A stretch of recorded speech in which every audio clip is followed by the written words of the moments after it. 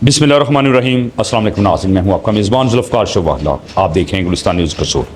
मैं इस वक्त अपनी कैमरामैन टीम नीर अहमद मियां नसीम मोनी के साथ सियालकोट में मौजूद हूँ, जहाँ पर साईं मोहम्मद बूटा का उर्स मुबारक जारी है।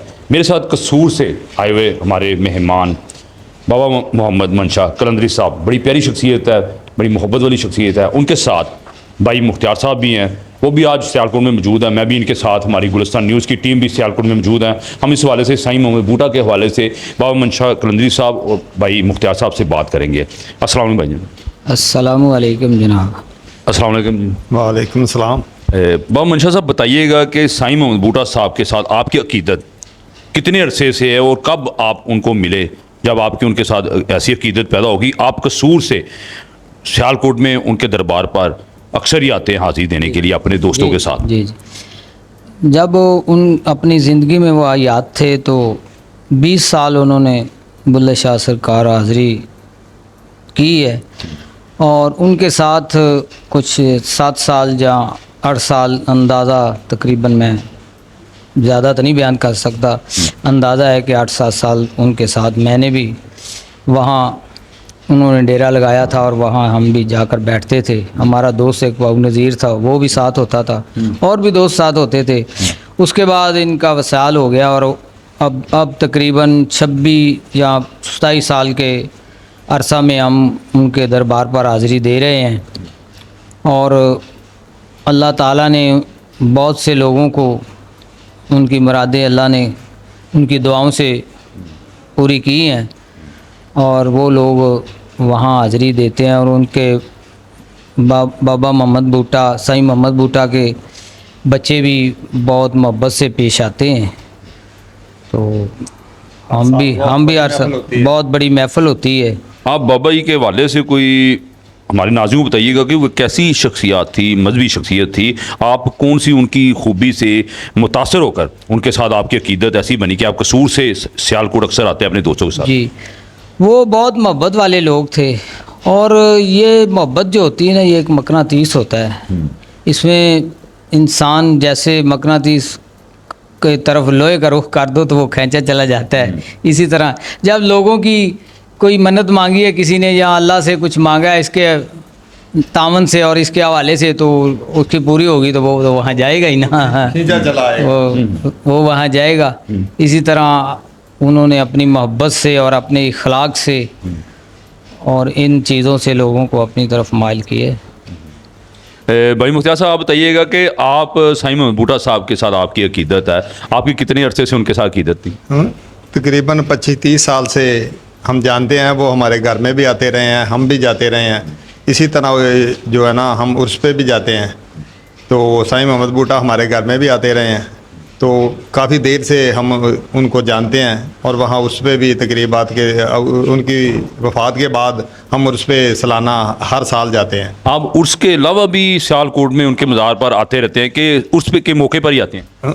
अगर कोई ज़रूरत हो, 1-2 दफ़ा हम उसके बगैर भी गए हैं, तो वरना उर्स पे तो हम लाजमी जाते हैं, हर साल जाते हैं। आपके और दोस्त भी है जो अकीदत रखते हैं साईं मोहम्मद बूटा साहब से, आपके साथ वो होते हैं? हाँ, हमारा पूरा मोहल्ला जाता है। अच्छा। हम 2-3 बसें यहाँ से लेकर भी जाते रहे हैं। अच्छा। इस दफ़ा महंगाई बहुत ज़्यादा है और कम लोग गए थे, इस वजह से। इससे पहले हम तो तकरीबन 40, 50 लोग भी जाते रहे हैं। जब आप इधर साईं मोहम्मद बूटा साहब के मज़ार शरीफ पर आते हैं तो कितने दिन फिर इधर स्टे करते हैं और उधर मज़ार शरीफ पर रहते हैं? और आप माशाल्लाह मैंने देखा है कि नाते रसूल मखलूक सल्लल्लाहु अलैहि वसल्लम पढ़ने की सादत आपने भी हासिल की, और बाबा मंशा साहब भी पढ़ रहे थे इस वाले साहब के। हम ना जो मोहल्ले वाले 30-40 आदमी लोग हर दफ़ा जाते हैं। वहाँ हेड मराला भी है, लोग हेड मराला भी देखने जाते हैं। हम साईं मोहम्मद बूटा से भी अकीदत रखते हैं, तो इसलिए हम हर साल जाते हैं। जो मोहल्ले वाले हैं वो भी बड़े ज़ौक़ व शौक़ से जाते हैं। बाबा जी मंशा कलंदरी साहब, आप कोई नाज़रीन को मैसेज दीजिएगा साईं मोहम्मद बूटा के हवाले से कि किस तरह की वो शख्सियत थी, समाजी मजहबी शख्सियत थी, उनके हवाले से हमारे नाज़रीन को क्या मैसेज देंगे आप? वो देखो, इन लोगों को, ये जो दरवेश लोग होते हैं ना, इन लोगों को लोगों से मोहब्बत करना इनका शेवा होता है, लोगों की इज़्ज़त करना। और जिसके लिए दुआ फरमाई है अल्लाह ताला ने, जब पूरी फरमाई है तो वो तो मानेगा ही ना। تو اس طرح بہت سے لوگ ہیں جو فیض یاب ہوئے ہیں، تو پھر اسی طرح محبت بڑھتی جاتی۔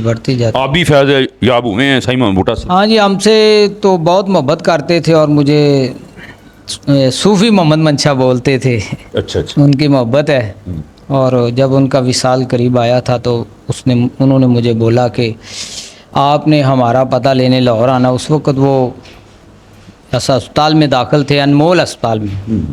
جب ہم گئے تو ان کی طبیعت میں کچھ زیادہ علیل تھی، تو پھر ہم واپس آ گئے۔ اگلے دن وہ گئے تھے، اس کے بعد ان کا وصال ہو گیا۔ جی بہت شکریہ جی بھائی جان دونوں کا آپ کا۔